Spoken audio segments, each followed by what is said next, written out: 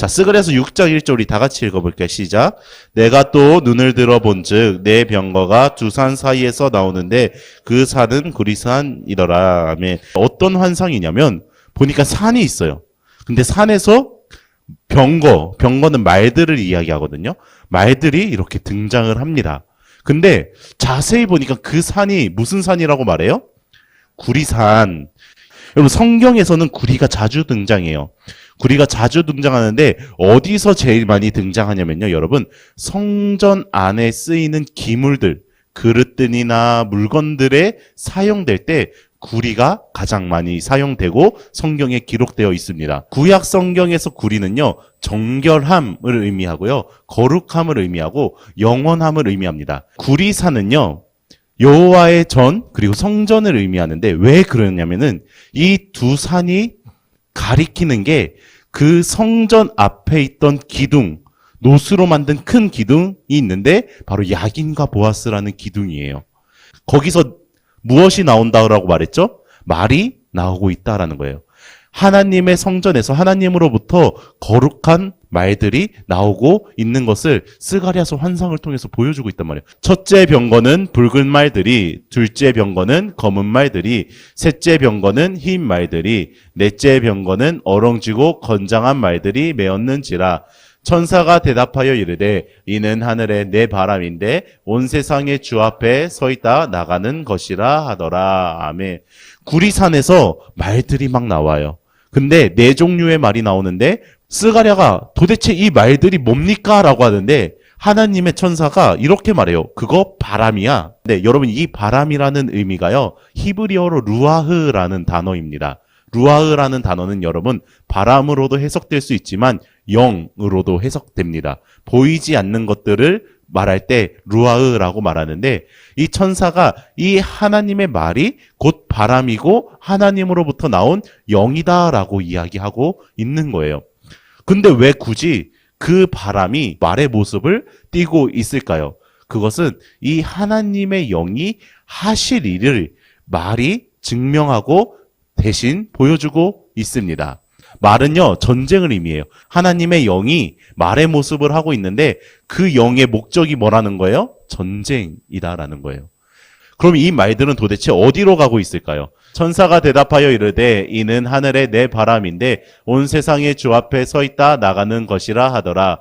검은 말은 북쪽 땅으로 나가고 흰 말은 그 뒤를 따르고 어롱진 말은 남쪽 땅으로 나가고 건장한 말은 나가서 땅에 두루 다니고자 하니 그가 이르되 너희는 여기서 나가서 땅에 두루 다니라 하며 곧 땅에 두루 다니더라. 아멘. 북쪽에 남쪽에는 나라가 있습니다. 그리고 이 나라는요, 어떤 특징을 가지고 있냐면 이스라엘 백성들을 괴롭히고 우상을 섬기게 만들고 하나님을 떠나게 만들었던 나라들이에요. 여러분, 아까 북쪽 땅에 검은 말과 흰 말을 보낸다라고 이야기했어요. 여러분, 검은 말은요, 강함을 의미해요. 흰 말은요, 승리를 의미해요. 이스라엘을 힘으로 지배하고 힘으로 우상숭배하게 만드는 그 힘의 나라인 바벨론을 하나님께서는 하나님의 영을 보내어 오히려 그들이 자신만만해하던 무력으로 하나님은 심판하시겠다라고 말하고 있는 겁니다. 여러분, 남쪽에는 어떤 나라가 있었죠? 이집트라는 나라가 있었어요. 이집트에는 어떤 말을 보냈냐면요. 어롱진 말이에요. 여러분 당시 구약 시대에는요. 어롱진 말이나 어롱진 양, 어롱진 염소는요. 가치가 없어요. 이집트가 그렇게 자랑하던 경제력, 돈, 그것들 하나님께서 다 가치 없는 것으로 만드시겠다라는 하나님의 심판 의지가 담겨져 있는 게 어롱진 말입니다. 이 심판이요. 여러분 얼마나 끈질기냐면요. 우리 5절과 8절 다 같이 읽어볼까요? 시작. 천사가 대답하여 이르되 이는 하늘의 내 바람인데 온 세상의 주 앞에 있다가 나가는 것이라 하더라. 그가 내게 외쳐 말하되 이르되 북쪽으로 나간 자들이 북쪽에서 내 영을 쉬게 하였느니라 하더라. 말이 북쪽으로 가서 자신의 일을 끝내니 어떻게 된다라고 말해요? 내 영이 쉬게 되었다라고 말합니다. 하나님이 심판을 마치고 안식했다라는 것은요, 이스라엘 백성들이 더 이상 그 죄로부터 얽매이지 않고 그들의 경제력과 그들의 강함과 그들의 우상에 얽매이지 않고 쉬게 되었다라는 거예요. 바벨론 성에 거주하는 시온아 이제 너는 피할지니라. 여러분 문제가 있어요. 그 바벨론 땅에 누가 있어요? 하나님의 백성들이 있다라는 거예요. 이스라엘에만 하나님의 백성들이 있는 것이 아니라 그들을 얼매고 그들을 포로로 잡고 그들을 우상 숭배하게 만드는 바벨론 땅에 누가 있어요? 하나님의 백성들이 있어요.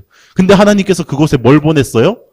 말들을 보냈잖아요. 전쟁을 선포하셨고 심판을 보내셨잖아요. 강한 검은 말을 보내고 승리가 확실한 흰 말을 보내셨잖아요. 그러면 그 바벨론 성에 있는 하나님의 백성은 그 심판을 받을까요? 안 받을까요? 같이 있으면 받게 되겠죠.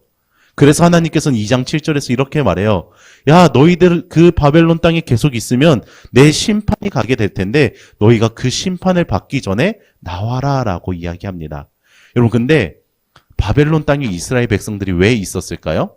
분명히 예루살렘으로 하나님께서는 돌아오라라고 말씀하셨고 성벽을 건축하고 선전을 재건하고 심지어 그 바벨론의 왕마저도 유대인들은 예루살렘으로 돌아가라라고 말했는데 왜 이 바벨론 땅에는 아직 이스라엘 백성들이 남아있을까요?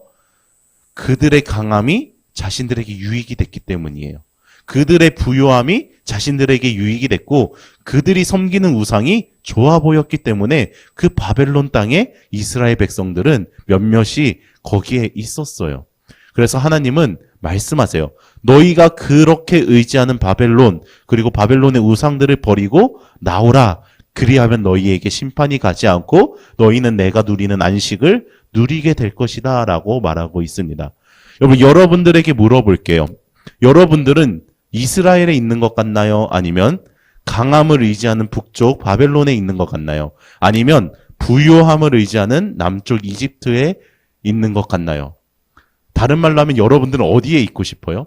강한 친구와 내가 함께하고 싶어. 나에게 힘이 있었으면 좋겠어. 아니면 나는 돈 많은 친구랑 같이 있고 싶어. 나 돈 많았으면 좋겠어. 그렇게 하는데 문제는 그것들이 하나님을 섬기지 못하게 하고 하나님을 멀리하게 만드는데 여러분들은 혹시 그 바벨론 땅, 힘이 강한 바벨론 땅, 그 부유한 이집트 땅, 여러분들은 어디로 그 마음이 향해져 있나요?